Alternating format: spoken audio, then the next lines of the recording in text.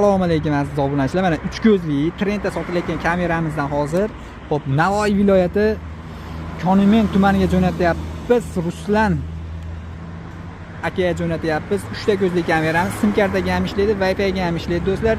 Dunyoni istalgan joydan turib boshqaraverasizlar, gaplashaverasizlar. Ikki tomonlama aloqa bor do'stlar. Xullas bu sim kartaga ishlaydi, Wi-Fi ga ishlaydi. Uchoq kamerasidan bitta tizimi bor. Bu degani balandga qadar qo'ysangiz mana ikki chekka deylarni ham, ular uchovsini ham ular telefoningizdan boshqaraverasizlar, aylantiraverasizlar 360 gradusga. Pastidagi o'zi odam quylaydi do'stlar.